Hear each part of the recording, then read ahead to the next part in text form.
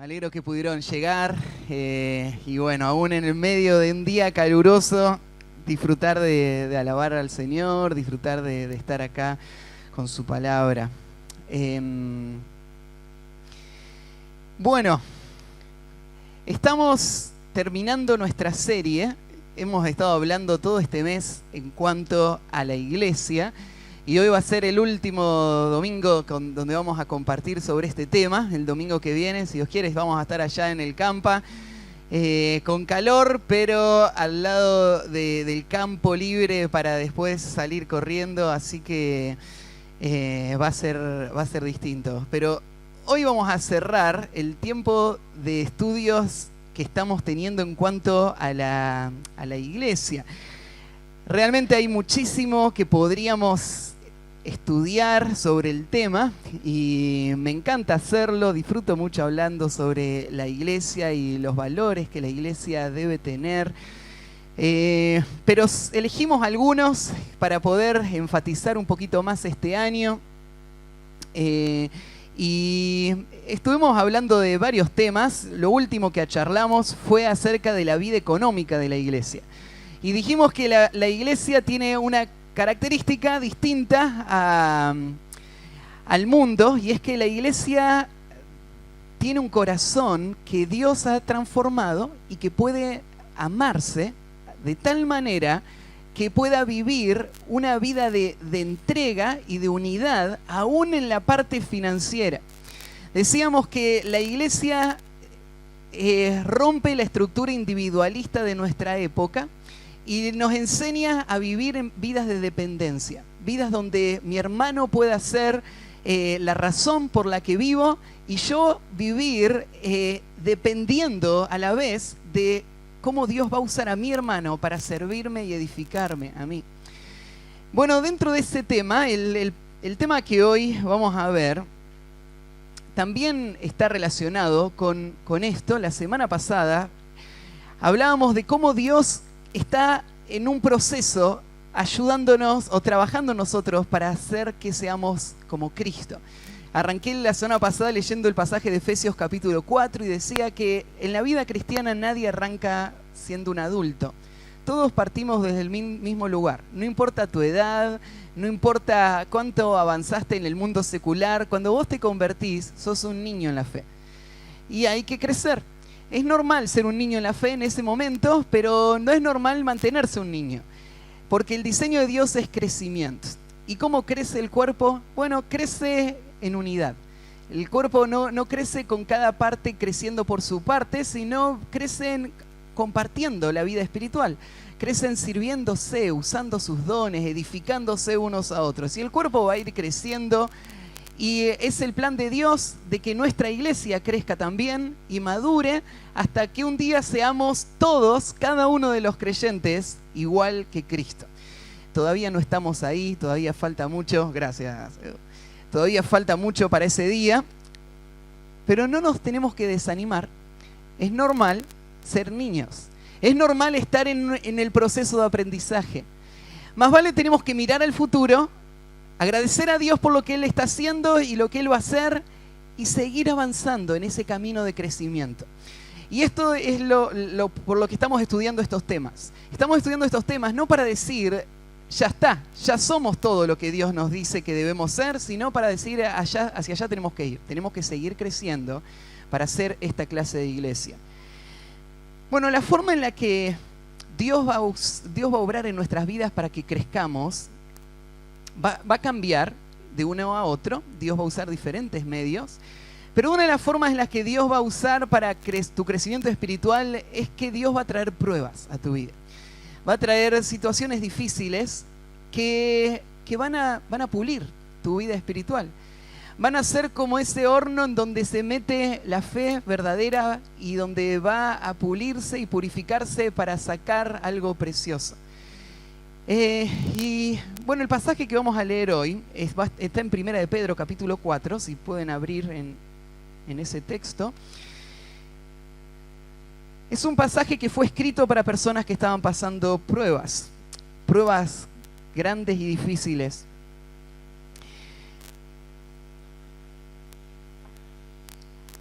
Los primeros años de la historia de la iglesia fueron años de mucho crecimiento. Los primeros meses, leímos el pasaje en Hechos, donde veíamos que en las primeras semanas miles se convirtieron, la iglesia en Jerusalén creció rapidísimo, y de ahí el mundo fue sacudido en pocos años con la predicación del Evangelio. Pero así como creció y crecía la iglesia, crecían también los enemigos de la iglesia. Primero fueron los judíos celosos, que los mismos que mataron a Cristo para que Cristo no se convierta en la autoridad y esos líderes pierdan su lugar. Esos mismos hombres decidieron matar a todos los seguidores de Cristo. Y los judíos fueron los primeros en tratar de frenar el evangelio, en tratar de matar a los líderes religiosos, los líderes cristianos. Poco tiempo después, los romanos empezaron a sentir sospechas en cuanto al cristianismo también, y empezaron también la persecución contra el cristianismo. Y aparte de esto tenés los familiares de los creyentes que también empezaron a despreciarlos. Bueno, vos entendés, porque vos lo has vivido probablemente.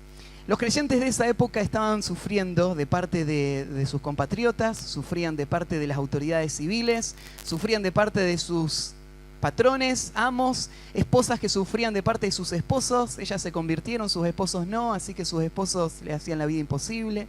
Estaban sufriendo mucho. En los primeros versículos de Primera de Pedro dice que esta carta fue escrita para los expatriados de la dispersión. Esto se refiere a que los que recibieron esta carta eran personas que en un momento vivieron en Jerusalén, eran judíos, se convirtieron, pero con la persecución tuvieron que escapar por sus vidas. Y ahora están desparramados por el mundo entero. Especialmente la carta va para personas que vivían en la zona de lo que hoy sería Turquía, más o menos. Y en esa zona vivían muchos de estos creyentes que habían escapado por la persecución. Vivían vidas empobrecidas, perseguidas y sufriendo. Lo difícil para estos creyentes era que cuando ellos escucharon el Evangelio les habló de un rey que venía. Les habló de un reino que se iba a establecer. Señaló a Cristo, Él es el rey que vino y que si se arrepienten, Él va a volver. Y Él va a establecer su reino. El tiempo pasaba y pasaba y las cosas seguían empeorando. Seguía la presión, seguía la pobreza, seguían todas estas situaciones y los creyentes están sufriendo en todas estas regiones. Y Pedro es un hombre que Dios lo convirtió en un hombre lleno de amor y cuidado por las personas. Pedro fue el primer hombre en pararse ahí en Pentecostés y predicar a la multitud. Fue uno de los primeros líderes de la iglesia en Jerusalén. Y a partir de ahí, él siguió lo que Jesús le dijo en Juan capítulo 21. Jesús le dijo que apaciente a sus corderos. Y Pedro es un pastor. A diferencia de Pablo, que Pablo es un fundador de iglesias, Pedro tiene el corazón de pastor, es un anciano. Él vivió gran parte de su vida cuidando de personas en iglesias locales, especialmente judías que se habían convertido al cristianismo. Entonces él escribe esta carta con este tono pastoral. Él quiere velar por ellos, los quiere alentar, los quiere exhortar a que no abandonen la fe. Y en esta carta, una de las palabras que más se repite es la palabra esperanza. Pedro va a hablar acerca de lo que sostiene a estas personas en medio de la prueba, y lo que les sostiene es la seguridad en las promesas de Dios y la esperanza del pronto regreso de Cristo. Este es el tema del que va a hablar el pasaje que vamos a estudiar hoy, en el capítulo 4 y el versículo 7 al 11.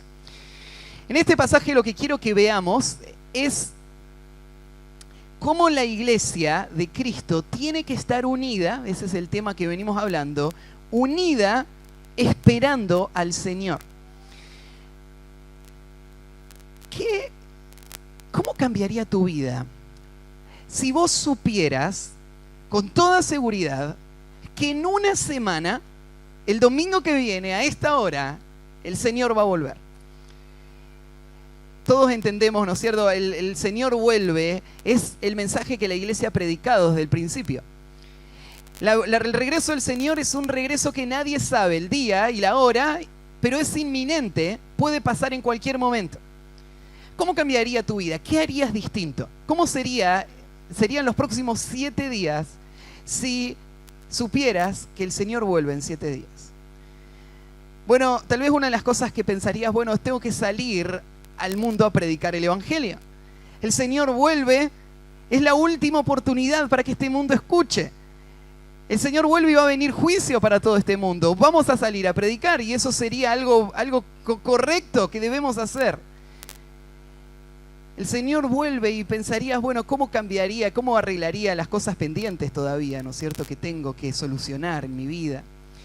Bueno, en el pasaje de hoy es interesante que Pedro anime a la iglesia a pensar el Señor vuelve. Pero el Señor vuelve, lo que tiene que hacer en esta iglesia es que esta iglesia sea más unida. Lo que quiere Pedro es que si vos pensarías, el Señor vuelve el domingo que viene, lo que venga a tu mente sea, ¿cómo voy a vivir estos próximos 7 días en mayor unidad con mi familia espiritual? Vos decís, pero igual voy a pasar la eternidad con ellos. Más vale voy a salir a predicar el Evangelio. Pero la inminencia del regreso de Cristo tiene que llevar a la iglesia a vivir una vida de mayor unidad. Y eso es lo que Pedro va a explicar en estos versículos. Así que vamos a leer el versículo 7 al 11 y dice así. Mas el fin de todas las cosas se acerca. Sed pues sobrios y velad en oración.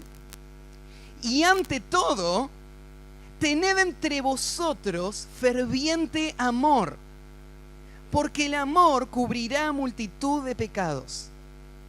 Hospedaos los unos a los otros sin murmuraciones.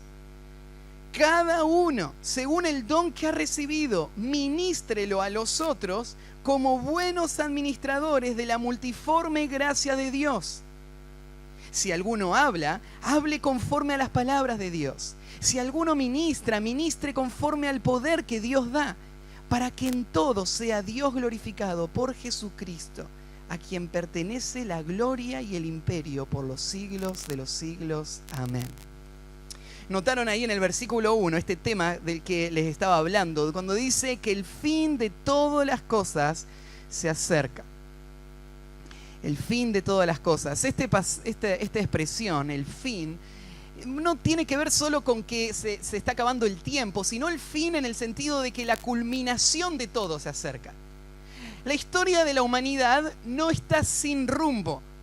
La historia de la humanidad fue planeada y es dirigida por un Dios que es el alfa y el omega, el principio y el fin, un Dios soberano que dirige toda la historia. ¿Y hacia dónde se dirige la historia de la humanidad? Bueno, se dirige a un gran clímax. Se dirige a un punto donde Dios va a establecer su reino físico acá en la tierra con Cristo como rey, reinando sobre todas las naciones. Eso va a suceder, hacia ahí se dirige todo. Y eso es lo que está hablando, el fin al que todo se dirige, está cerca. ¿Por qué es esto de se acerca? Porque lo que leímos recién se escribió hace 2000 años. Entonces, Pedro le dice a esa gente, miren que se acerca el fin de todas las cosas, y pasaron 2000 años. Entonces, no era tan cerca después de todo, ¿no? Pasa que todo el Nuevo Testamento instruyó y guió a la iglesia a vivir cada día de sus vidas con la expectativa del regreso de Cristo. Esto es una parte muy importante de tu vida cristiana. Pensar de esa manera y vivir cada día de esa manera va a dar forma a tu vida cristiana. Entonces, esta es una verdad. Se acerca. No sabemos qué tan cerca. Pero hoy es un día menos. No sabemos en qué momento va a suceder, pero la Biblia dice que va a ser en un momento, en un abrir y cerrar de ojos, a la final trompeta, que el Señor va a aparecer en las nubes. que va a haber una voz de un arcángel y una trompeta del Señor, y su iglesia va a ser arrebatada y va a ser llevada por Cristo. Cristo le prometió esto a sus discípulos, le dijo que Él iba a volver y los iba a tomar con Él para que donde Él está, ahí ellos también puedan estar. Así que esto sabemos qué va a pasar. Estos creyentes, en ese momento difícil de sus vidas, tienen que recordar que el fin de todas las cosas se acerca y poner su mirada en su Salvador y en el regreso de su Salvador. Esa mirada, ahora, fíjense que hay un punto y coma en sus Biblias, y entonces empieza desde ese principio de que todo se está por desenlazar, que ya está el final de todas las cosas cerca. Entonces ahora, esto es la forma en la que la iglesia debe vivir. Entonces, el tema de hoy es una iglesia unida esperando al Señor, y el primer punto en sus hojitas, una iglesia unida esperando al Señor, dice: mantiene en todo momento la oración dependiente, o una oración dependiente. ¿Cómo debe ser la vida de una iglesia que sabe que está a las puertas del regreso de Cristo? Bueno, lo primero que la iglesia que sabe esto debe hacer es vivir en oración dependiente, porque dice: sed pues sobrios y velad en oración. La vida de oración de la iglesia depende de dos palabras que aparecen en este pasaje. Hay dos cualidades que hacen a una persona de oración, de una oración que va a tener fruto. Y las menciona acá, dice en primer lugar: sed pues sobrios.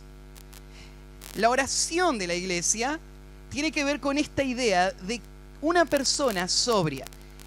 La palabra sobrio podría traducirse una persona que piensa correctamente, que piensa coherentemente. Se usa varias veces en el Nuevo Testamento. Usualmente se usa para una persona que tiene un juicio sano, un pensamiento equilibrado, que piensa verdaderamente de las cosas. Vivimos en un mundo de confusión. El creyente tiene que ser una persona que piense bien. Pensar bien es el paso previo a vivir bien. ¿Cómo piensa bien una persona? Bueno, esta idea de ser sobrio, de una persona que está viendo las cosas como realmente son y que está pensando correctamente en cuanto a las cosas, es una persona que su mente ha sido afectada por la palabra de Dios. La Biblia es lo que corrige nuestra mente. La Biblia es el punto de comparación con el que podemos saber si algo es verdad o no. Una persona sobria es una persona que está empapado de la verdad de Dios, que piensa los pensamientos de Dios y entonces puede ver las cosas a su alrededor correctamente. Cuando uno está viviendo la vida, hay muchos pensamientos falsos que vienen a tu mente. Todo el tiempo estamos hablando de esto, ¿no? Cuando nos juntamos y estamos en una charla de consejería. Muchas veces a donde yo voy a llevar a la persona es a cómo es su vida de pensamientos. Porque esta persona de repente está frustrada, está a punto de rendirse en su vida espiritual, y decís: ¿de dónde viene eso? Bueno, es por todo lo que está pasando a su alrededor. En realidad no es lo que está pasando a su alrededor, sino que es cómo él está viendo lo que está pasando a su alrededor. Esta persona lo que necesita, si es un hijo de Dios, es recordar las verdades de Dios, como por ejemplo, todas las cosas ayudan a bien a los que le aman. Una persona que piensa así, que puede mirar todo lo que tiene a su alrededor y pensar todas las cosas ayudan a bien a los que lo aman, es una persona sobria. Es una persona que no está influenciada por las mentiras o la distorsión de lo que le rodea, sino que ve la vida como realmente es. Yo soy un hijo de Dios. Dios me hizo promesas que son reales. Él las va a cumplir, esas promesas. Él va a usar las pruebas para el bien de mi vida. Entonces yo puedo vivir y pensar con sobriedad. No soy movido por las emociones y llevado, ¿no es cierto?, a ese punto, porque mi mente piensa la verdad de Dios. Entonces, lo que acá está diciendo Pedro es Una iglesia expectante tiene que ser una iglesia que se mantiene orando. Pero la oración que necesita la iglesia es una oración sobria. Es una oración que cuando está orando pueda recordar las verdades de Dios y decirlas. No hay forma más efectiva de orar que decir en la oración las palabras exactas de la Biblia. Esa es una forma preciosa de orar, porque Dios escucha esa oración, porque esa oración dice cosas que son verdaderas. Esa oración va de acuerdo a la voluntad de Dios. Entonces yo le digo: Dios, tú dijiste que el que comenzó en vosotros la buena obra la perfeccionará hasta el día de Jesucristo. Señor, cúmplelo hoy en mi vida. Señor, estoy en este momento donde yo no veo cómo vas a desenvolver toda esta situación, pero termina lo que empezaste. Hazme como Cristo. Entonces lo que estoy haciendo es orando la palabra de Dios. Eso es una mente sobria. La oración no es efectiva si no está guiada por una mente sobria. Si está guiada por una mente que la domina el temor, que la domina la mentira, el engaño de su propio corazón. Por eso, sed sobrios. Sería parte de ese mandato de ser sobrios en oración. Sed sobrios en oración. Sería la primer cualidad entonces de una oración, la oración que Dios demanda de la iglesia, es la oración de una mente sobria. Pero en segundo lugar, usa una palabrita en español que dice velad en oración. Velad en oración. La palabra velad que aparece ahí, en realidad es otra característica paralela a sobrio. Esta palabrita de una persona que vela, un vigilante, es una palabra que se traduce en otros pasajes como dominio propio o control propio. En realidad se traduce en algún pasaje con la misma idea de sobrio, en contraste a ebrio. Una persona que está velando es una persona que está respondiendo a una situación de una forma apropiada, no controlado por las circunstancias, no controlado por las mentiras que le rodean, sino apropiadamente.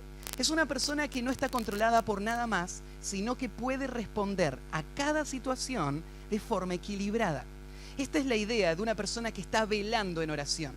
La persona que está velando en oración está en ese momento confiado, está en ese momento sometiéndose a la voluntad de Dios y va a actuar correctamente frente a esa situación que va a venir.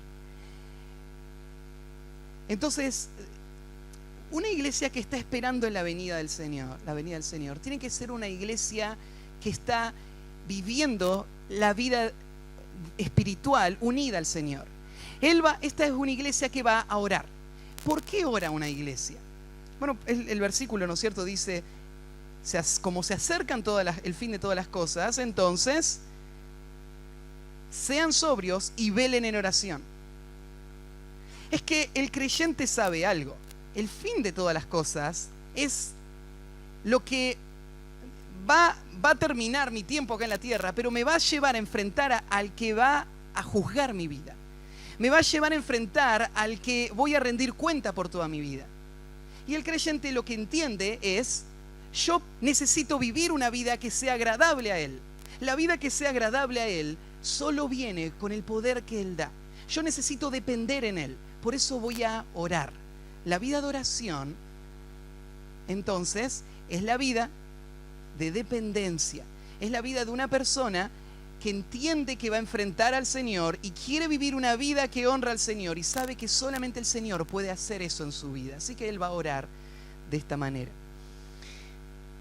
Entonces, la iglesia que espera al Señor, en primer lugar, mantiene en todo momento la oración dependiente. En segundo lugar, es una iglesia que tiene como prioridad cultivar el amor servicial.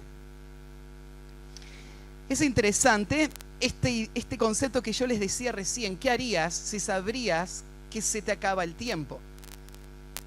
Y acá Pedro dice: hay una cosa que debería ser tu prioridad. Tu prioridad absoluta frente al retorno inminente de Cristo es, y dice: ante todo, tened entre vosotros ferviente amor. Ante todo, tened entre vosotros ferviente amor. El amor del cual va a hablar acá no es un amor de sentimientos, sino es un amor práctico. Es un amor que me va a llevar a hacer cosas por mis hermanos. Por eso es que es un amor servicial, le puse en el título. El amor servicial tiene que ser la pasión de mi vida. Hay varias cosas que se dicen de este amor servicial. Lo primero que notás en el versículo es la prioridad del amor servicial. Porque dice ante todo. Aparece en primer lugar en la lista, tener amor. Lo más importante frente al retorno de Cristo es que vos tengas amor. ¿Por qué es tan importante tener amor? Bueno, porque sin amor, todo lo demás no tiene ningún sentido. Pablo hizo este ejercicio en 1 Corintios capítulo 13. En los primeros versículos, Pablo imagina cómo sería una vida sin amor. Y dice Pablo que la vida sin amor no tiene ningún sentido, ningún beneficio. Una persona que daría su cuerpo para ser quemado y no tiene amor no le sirve de nada. Una persona que podría hablar con un lenguaje angelical, que no tiene amor, es un címbalo que retiñe. El amor es lo que da sentido a todo lo demás. Por eso es que Pablo empieza diciendo, ante todo, tened amor. Es la prioridad en la vida de nuestra iglesia, tener amor. ¿Y cómo se hace esto? Bueno, es un mandato acá. Dice, tengan amor. Pero hay algo que tal vez se viene a tu mente.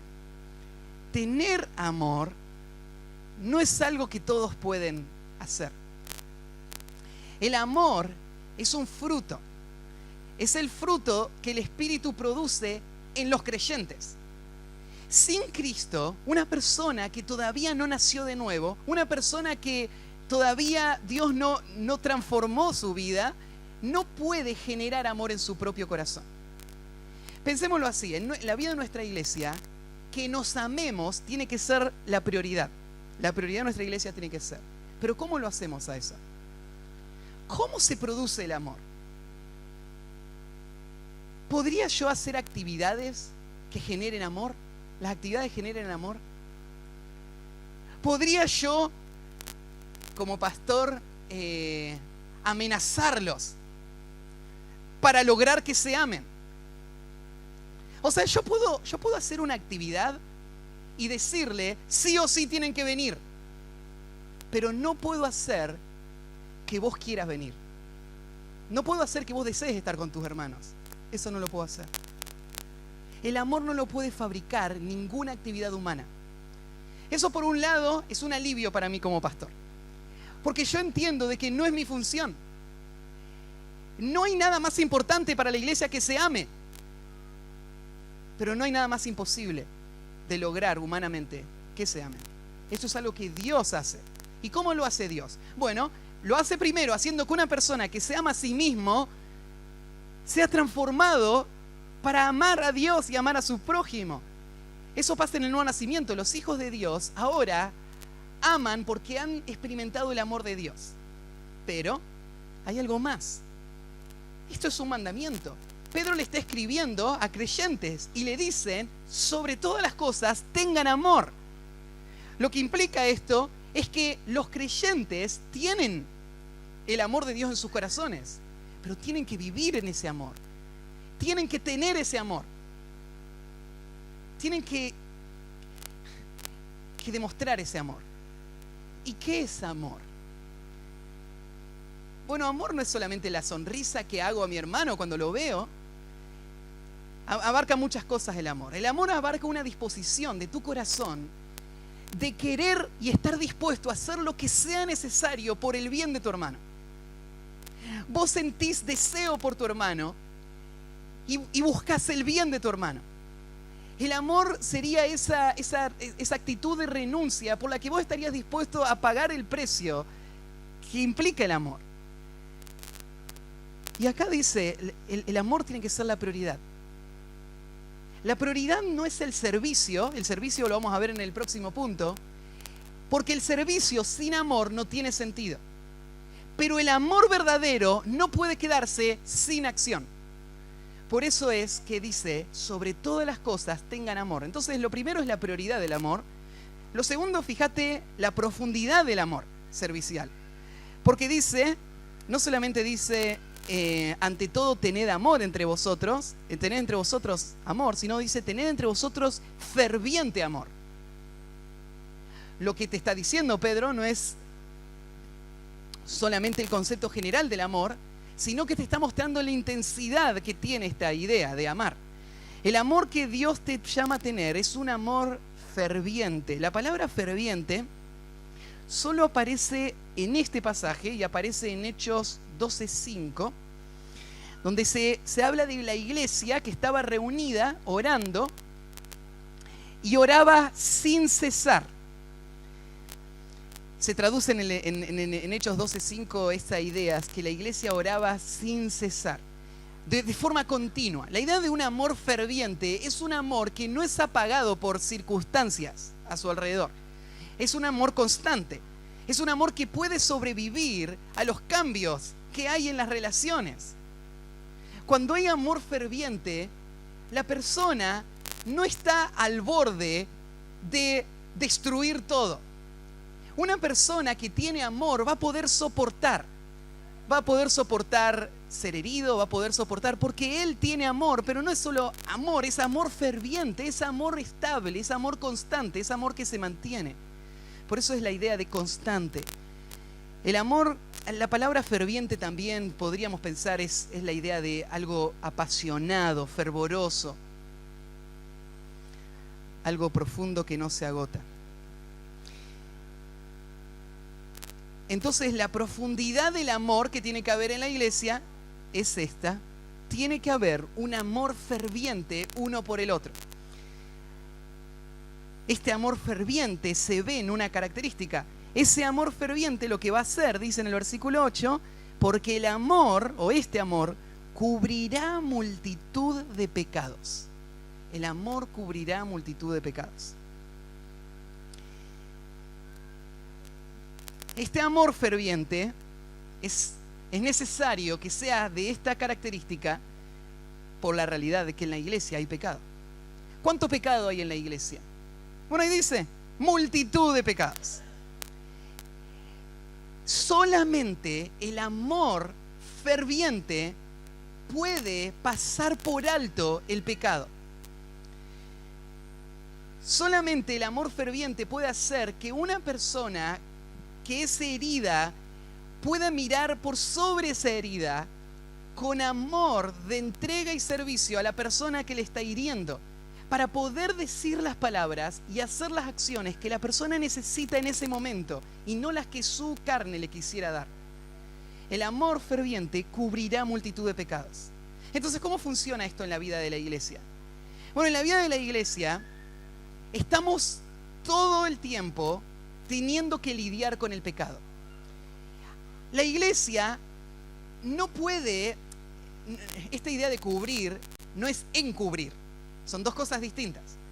Encubrir sería decir, en nuestra iglesia el pecado no es tratado y en nuestra iglesia nos mantenemos en pecado y nadie se mete en la vida de nadie más. Y ustedes saben que eso no es verdad en nuestra iglesia. En nuestra iglesia nosotros nos rendimos cuenta. En nuestra iglesia nos exhortamos unos a otros. En nuestra iglesia nos alentamos a vivir una vida de santidad. Pero en la vida del día a día, no voy a usar cada pecado de mi hermano como un arma para lastimarle, sino que voy a estar dispuesto a esperar y a tratar cada situación como mejor sea para el bien de ese hermano. En la iglesia hay un nivel de aguante que tiene que estar para que el pecado no nos agobie, para que el pecado no nos desanime, para que veamos que cuando nuestros hermanos, otra vez la inmadurez. Y vos estás ahí, ¿no es cierto?, pensando, y te desanima la inmadurez de tu hermano. Te desanima que el hermano, ya trataste este tema un montón de veces. y vuelve a pasar. ¿O vos esperarías que él ya logre pasar esta etapa y logre tener más convicciones? Y vos lo ves ahí y vos sabés, esto es pecado, esto no está bien. Pero el amor verdadero hace posible que vos pases por alto eso y que vos puedas tener la claridad y el compromiso por servir a tu hermano, para no solamente reaccionar, sino servir y acompañar en lo que él necesita para lograr vencer ese pecado. El pecado, el amor, cubre multitud de pecados. Esto pasa en la iglesia y pasa en el matrimonio también, ¿no? En el matrimonio vivís al lado de un pecador constantemente y de nuevo, te agobiaría el pecado, a no ser que puedas tener esa capacidad de aguante para poder pasar por alto esos pecados y poder tratar cada pecado de una forma que sirva al hermano. El amor cubrirá multitud de pecados. Entonces, esa es la profundidad del amor que demanda Dios. Y en tercer lugar, vemos la simplicidad del amor servicial en la forma en la que este amor se va a demostrar. ¿Cómo se demuestra este amor servicial? Versículo 9. Hospedaos los unos a otros sin murmuraciones. Entonces, lo más importante de la vida cristiana es que vos ames a tu hermano. Ese amor tiene que ser un amor profundo, porque ese amor es el único que va a ser capaz de hacer que vos puedas pasar por alto el pecado. Pero ese amor también se va a demostrar en esta forma práctica, en tu cuidado de las necesidades de tu hermano. Esa idea de hospedar los unos a los otros sin murmuración. La palabra hospedar es una palabra que el judío tenía muy presente. Para la mente oriental, la hospitalidad era una marca de piedad. Aún en la Biblia vos notás eso. Por ejemplo, vos mirás en Génesis y vos ves a hombres como Abraham, que están sentados a la puerta de su casa y ven pasar unos extraños y sale corriendo a recibir a esos extraños. Los invita a su casa, les cocina un cabrito, sin saber quiénes son. Abraham está cuidando de personas. En la historia, por ejemplo, de Génesis 24, cuando Eliezer va a buscar la esposa a Isaac, la marca de una esposa para el hijo de su señor era la hospitalidad. Si esta mujer estaba dispuesta a darle de tomar a todos sus camellos, entonces esta era la mujer que Dios había elegido para que sea esposa de Isaac. En la mente del oriental, la hospitalidad era una marca característica. Hasta el día de hoy, no solo el pueblo de Israel, sino otros pueblos orientales valoran la hospitalidad muchísimo y lo toman como un requisito, algo que su Dios les pide hacer. En la vida del creyente no es menos que esto. En la vida del creyente el amor se muestra en las cosas simples. Lo explica Juan, por ejemplo, diciendo: se muestra cuando vos ves a tu hermano tener necesidad. Cerrás contra él tu corazón o suplís la necesidad. Mostrar hospitalidad es una vida abierta a las personas, sea quien sea la persona. Si es así, entonces ahí se está demostrando ese amor. El amor ferviente del cual habla acá es un amor que soporta el pecado, es un amor que sirve de forma simple, pero constante. Y lo hace sin murmuración. Lo hace no quejándose, lo hace no porque alguien le obliga a hacerlo, que sería la diferencia con el mundo musulmán, por ejemplo, donde tenés personas que no conocen el amor de Dios porque no han nacido de nuevo, y tenés personas que están tratando de vivir una religión que es solamente fachada, y esa religión que es solamente fachada solamente se puede imponer externamente. Y las personas lo hacen, sirven, son serviciales, y si vos llegás, ellos te van a atender. Pero hay una diferencia con el creyente. El creyente tiene en su corazón la motivación de hacerlo, lo desea hacer, y lo hace entonces sin queja, sin murmuración. Entonces, una iglesia que está esperando el regreso de Cristo es una iglesia, primero, que va a estar dependiendo en Dios en oración. En segundo lugar, va a estar cultivando el amor servicial. En tercer lugar, es una iglesia que se entrega sin reservas al servicio mutuo diligente. Es una iglesia que se entrega sin reservas al servicio mutuo diligente. Fíjate cómo va progresando esto. Mi relación con Dios es la fuente de todo. Mi vida de oración es lo que da, es la fuente de todo lo demás que se va a decir. Mi amor por Dios, que va en la vida de oración, después se muestra en amor por mi prójimo. El amor por mi prójimo ahora se muestra en acciones, en formas prácticas de servicio. Y es lo que dice en el versículo 10. Cada uno, según el don que ha recibido, ministrelo a los otros como buenos administradores de la multiforme gracia de Dios. Si alguno hable conforme a las palabras de Dios. Si alguno ministra, ministre conforme al poder que Dios da. Estos versículos son cortos en esta sección, pero tocan un tema que está desarrollado en muchos otros pasajes. Y ese es ese tema del servicio dentro de la iglesia. La vida de la iglesia es una vida que tiene que reflejar este servicio mutuo. El servicio del que habla acá, fíjense que también muestra algunas características específicas. En primer lugar, este servicio mutuo diligente, lo primero que muestra Pedro es la provisión para el servicio mutuo diligente. La forma en la que los creyentes van a poder hacer esta tarea, lo dice en el versículo 10. Cada uno, según el don que ha recibido, ministrelo a los otros como buenos administradores de la multiforme gracia de Dios. Servir a mi hermano depende de algo que va más allá de mi fuerza física. Porque lo que mi hermano más necesita es algo que tiene que ver con su alma. Su crecimiento espiritual no se lo puedo dar yo. No puedo hacer nada realmente. Pero Dios, que es el que hace que su iglesia crezca, lo que decidió hacer es estimular la unidad de la iglesia de esta manera, haciendo que ninguno de los creyentes pueda ser autosuficiente. Ninguno de los creyentes puede crecer por sí solo. Lo que Dios hizo fue repartirle a todos lo que un creyente necesita para su crecimiento espiritual. Cuando hablamos del discipulado en la iglesia, este es un concepto importante y es que para poder discipular a un creyente se necesita una iglesia entera.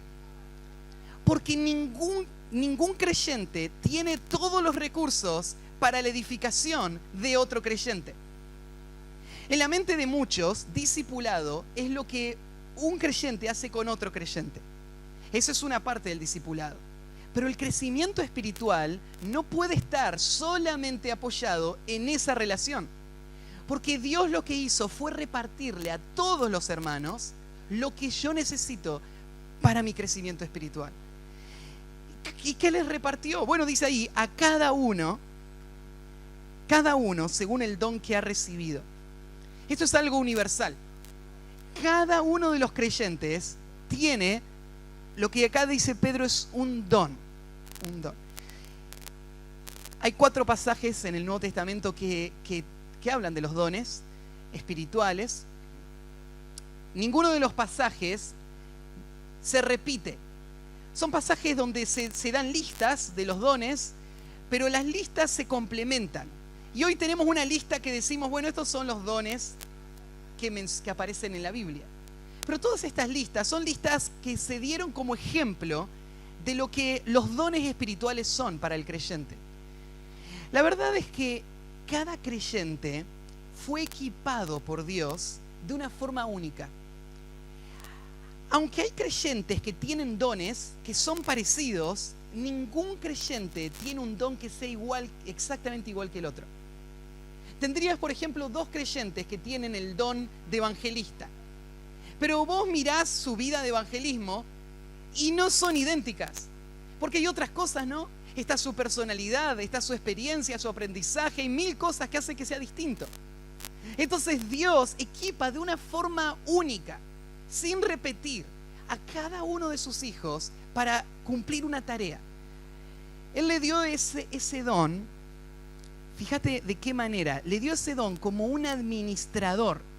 Dice en la última parte, según el don que ha recibido, ministrelo a los otros como buenos administradores de la multiforme gracia de Dios. Mira, Dios quiso que vos crezcas. Y Dios te dio la gracia de conocerle a Él, y Dios te da la gracia de poder crecer. Pero la gracia para tu crecimiento la administran otros. Hay personas que tienen los dones que vos necesitas, y ellos son responsables de administrar la gracia de Dios que Él planeó para tu propio bien, para el crecimiento de la iglesia, y vos hacia otros. Vos sos un administrador. Como todo administrador, un día vas a rendir cuenta por lo que administrás. Vas a rendir cuenta por esos talentos, vas a rendir cuenta por esos dones espirituales, vas a rendir cuenta por todas las oportunidades que Dios te dio para servir a tus hermanos. Y Dios lo que espera es que seas un buen administrador. Y lo que tenés que hacer es simple: ministrarlo a los demás. La palabra ministrar ahí es una palabra que está bastante gastada. Hoy se usa en muchas iglesias, ¿no es cierto? Y se le dan muchos sentidos a esta palabra. Pero la palabra ministrar originalmente es una palabra que no tenía una idea religiosa. La palabra ministrar era una palabra que tenía una idea secular muy simple, muy básica. Es la palabra que se usaba, por ejemplo, para hablar de un hombre que estaba a disposición para todo tipo de tareas en la casa de su amo. Se usaba para hablar, por ejemplo, de un hombre que servía una mesa y se quedaba parado al lado de esa mesa esperando la indicación del amo que le iba a decir lo próximo que le tenía que traer. Lo que ese hombre estaba haciendo era ministrando. Lo que estaba haciendo era sirviendo a la mesa. Es una persona que está disponible, que está para eso, para hacer las tareas más simples, más básicas. Eso Dios te dice que es tu rol. Vos sos un servidor de tus hermanos. Vos sos esa persona disponible para servir en cualquier forma necesaria a un hermano a quien Dios te llama a usar tus dones para su edificación. Y Dios lo que te dice: ministralo, servilo, dale lo que sea necesario para su crecimiento espiritual. Entonces, la provisión de Dios para esto significa que todos nosotros tenemos la capacidad de hacerlo, todos los que somos hijos de Dios. En segundo lugar, la demanda para el servicio diligente. En el versículo sigue diciendo, versículo 11, si alguno habla, hable conforme a las palabras de Dios. Si alguno ministra, ministre conforme al poder que Dios da. Dios te llama a servir a tu hermano, pero servirlo tiene sus requisitos. Hay una forma en la que vos podés servir, y solo una forma. Hay dos demandas. Primero, habla de los que hablan. Lo que Pedro está haciendo es dividir los dones en dos categorías. Están los que hablan y están los que hacen. Si vos miras la lista de los dones espirituales que aparecen en 1 Corintios y en Romanos, los dos en el capítulo 12, toda la lista la puedes dividir en estos dos grupos. Por ejemplo, los dones de los que hablan, tenés por ejemplo el don de enseñanza. Es un don de alguien que usa y sirve a sus hermanos por medio de lo que dice. Él le habla, le enseña. Tenés el don de exhortación. Tenés el don de evangelista. Los dones que usan la boca. Esto sería una categoría de dones.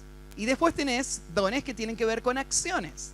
Está el don de misericordia, que va a suplir necesidades. Tenés el don de ayuda. Tenés el don de dar. Tenés el don de servicio. Tenés dones prácticos que se usan las manos para hacerlo, ¿no? Bueno, en la vida de la iglesia, Dios repartió los dones como Él quiso a cada uno de nosotros. Y podríamos pensar en estas dos categorías. Y vos tenés alguno de estos, o tenés de los dones que se hablan o los dones que se hacen cosas. Si vos tenés alguno de los dones que tienen que ver con lo que vas a decirle a los creyentes, este es el requisito para vos. El que habla, si alguno habla, hable conforme a las palabras de Dios. Si alguno habla, hable conforme a las palabras de Dios. Fíjate qué preciso que es en la traducción.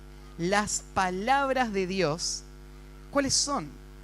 ¿Cómo sé qué es lo que Dios debe decir? Porque el que habla no tiene la libertad de decir lo que él quiera decir, ¿no? Si voy a servir a mi hermano y eso va a tener provecho y va a haber crecimiento, es solamente si yo cumplo este requisito. Si lo que yo digo es exactamente lo que Dios dice. Todos nosotros, no solamente el que se para adelante a predicar, sino cada uno de los que usa dones de hablar, por ejemplo, el que exhorta a su hermano, el que usa su don de hablar en la consejería para guiar a un hermano, el que que predique el evangelio, todos estos dones tienen este mismo requisito. Solo hablo lo que Dios dice. Lo hablo con sus palabras. Y eso es lo que va a traer crecimiento a mi hermano. El que habla, hable conforme a las palabras de Dios. Y después usa la otra palabra. El que ministra, ministre conforme al poder que Dios da. Acá la idea de nuevo, el que ministra serían los dones de acción. Y esos dones de acción se tienen que hacer conforme o de acuerdo al poder que Dios da. La idea es que la fuente del poder para el servicio tiene que ser Dios. Vos decís, pero, por ejemplo, si yo tengo el don de servicio, ¿necesito venir a limpiar la iglesia con el poder que Dios da? Puedo venir a limpiar la iglesia y hacer la tarea porque no... O sea, lo puedo hacer perfectamente. Tengo fuerza para hacerlo, lo puedo hacer. Entonces, ¿qué tiene de místico eso? No tiene nada de místico, es algo práctico. Vengo y hago lo que tengo que hacer, limpio la iglesia. Pero acá hay un principio. Lo que Dios va a hacer por medio de tu don es edificar la iglesia. Y no se edifica una iglesia con lo que físicamente vos estás haciendo, sino con el servicio por medio de un don. Entonces, crecimiento espiritual, real crecimiento espiritual, solamente sucede cuando las personas que vienen a limpiar la iglesia, vienen a limpiar en dependencia de Dios, con el poder que Dios da. Y hacen la tarea que vienen a hacer dependiendo de ese poder, en sujeción a Dios, para Él y para el servicio a sus hermanos. Si ellos solamente hacen la tarea, esa tarea se hizo, la iglesia está limpia, pero no repercute en el crecimiento espiritual de la iglesia. El crecimiento tiene que venir por obra de Dios. Por eso es tan importante que las personas que hacen cosas dependan de ese poder a la hora de hacer esas cosas. Tienen que hacerlo de acuerdo al poder que Dios da para hacer esas cosas. De nuevo, no hay beneficio espiritual con las acciones o actividades que produce la carne. En último lugar, entonces, esta iglesia que espera el regreso de Cristo mantiene en todo momento la oración dependiente, tiene como prioridad cultivar el amor servicial, se entrega sin reservas al servicio mutuo diligente y el último, vive apasionada por una sola gran meta, la gloria de Dios. Todo termina en el versículo 11 con estas palabras. ¿Para qué? ¿Para qué la iglesia se dedica a esto? ¿Para qué esa oración constante? ¿Para qué ese amor ferviente? ¿Para qué ese servicio consagrado? ¿Para qué? Para que en todo Dios sea glorificado por Jesucristo, a quien pertenece la gloria y el imperio por los siglos de los siglos. Amén. Ese para qué me dice algo. Lo importante, la razón por la que estamos todos acá, el fin de esta iglesia es lo que dice ahí, llevar gloria a Dios. Yo te decía antes, si yo tuviese una sola semana usaría 8 horas de esa semana para ir y revocarle la casa a un hermano de la iglesia. No habría cosas más importantes que hacer. Si tuviese 8 horas de esa semana, iría a un hermano que ya tiene 30 años de creyente, a exhortarle una vez más para que enfrente este pecado con el que está luchando. ¿O habría cosas más importantes que hacer? No hay nada más importante que el amor, ya lo dijimos, sobre todas las cosas ámense. Un amor que produzca servicio. ¿Pero por qué es tan importante eso? Porque el fin de todo lo que hacemos es llevar gloria a Dios. ¿Qué significa llevar gloria a Dios? Bueno, que lo que Dios es salga a relucir. ¿Y cómo lleva gloria? ¿Cómo Dios logra ser glorificado? ¿De qué manera Dios se lleva la gloria? Bueno, leamos un pasaje en Efesios. Miren Efesios capítulo 3. Este pasaje también habla del crecimiento. Acá Pablo está hablando del crecimiento espiritual y está hablando de cómo él ora por la iglesia para que este crecimiento se logre y ellos avancen en su vida espiritual hasta que sean todo lo que fueron llamados a ser. Y el versículo 20, Pablo dice que él está confiado de que Dios va a hacer esto. Y son versículos conocidos, pero mira lo que dicen ahí. Versículo 20, Efesios 3:20. Y aquel que es poderoso para hacer todas las cosas mucho más abundantemente de lo que pedimos o entendemos, según el poder que actúa en nosotros. Paré ahí un poquito. Dios es el que va a hacerlo. Dios va a dar el crecimiento y va a hacer mucho más de lo que yo pido o entiendo. A Él sea gloria en la iglesia, en Cristo Jesús, por todas las edades, por los siglos de los siglos. Amén. La gloria a Dios es en la iglesia, en ese pueblo que Él salvó y que en ese pueblo donde Él está mostrando su carácter, en ese pueblo que se ama, que se sirve, que se edifica, en ese pueblo Él se glorifica. En ese pueblo donde el amor genuino lo que hace es soportar las ofensas y servirse uno al otro para vencer el pecado. En ese pueblo donde cada uno está usando sus dones y administran la gracia de Dios, y la gracia de Dios está trayendo crecimiento a esta iglesia. En esa iglesia Dios es glorificado, que es el fin para el cual vivimos. Entonces por eso es que no hay nada más importante que hacer, sino vivir la vida de cuerpo. Todo lo contrario.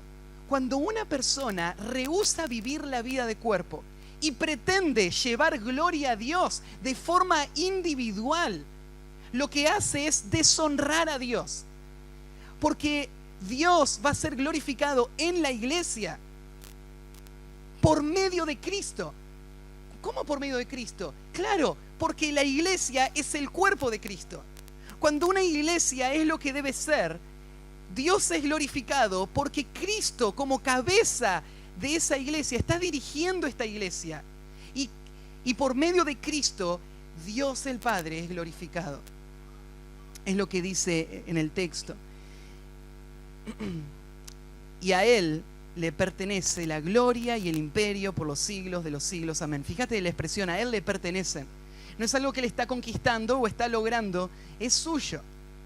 Es cierto, es garantizado, y Él va a cumplir lo que Él se ha propuesto hacer. Llevar gloria a Dios es el fin para el cual fuimos creados. Y la forma en la que le llevamos gloria a Dios es en esta manera, esperando su regreso, viviendo una vida de comunión real, cada uno en dependencia en Dios, cultivando un amor ferviente uno por el otro, que nos lleve a poder servirnos unos a otros, y eso termine en la gloria final de Cristo, de Dios por medio de Cristo. Bueno, esta es la iglesia que Dios está formando y quiere formar en nosotros. Vamos a orar y terminamos. Ay. Padre, Tú ves todo, conoces, Señor, cada pensamiento, cada intención, conoces las luchas de nuestro corazón. Y, Señor, tú nos dejaste tu palabra para que podamos levantar nuestra mirada del lugar donde estamos y ponerla en ti. Señor, tú conoces, hay algunos acá mismo que en este momento están agobiados, que están cargados por presiones, por pruebas, por situaciones sumamente difíciles. Y qué fácil es, Señor, en medio de la situación difícil, desesperar o mirarnos a nosotros mismos en autocompasión. Y, Señor, cuánto necesitamos mirarte a ti, creer en tus promesas y entregarnos por nuestros hermanos en este momento, no cuando pase la prueba, en este momento, tal como esos hermanos a los que le escribió Pedro. Señor, para que tú seas glorificado en la iglesia por medio de ese amor y ese servicio del que hablábamos recién. Señor, hazlo en nosotros, muévenos a ese amor, límpianos, Señor, de nuestro egoísmo y ayúdanos a encontrar formas prácticas esta semana en la que podamos servir y usar nuestros dones para edificar tu iglesia. En el nombre de Cristo Jesús, amén.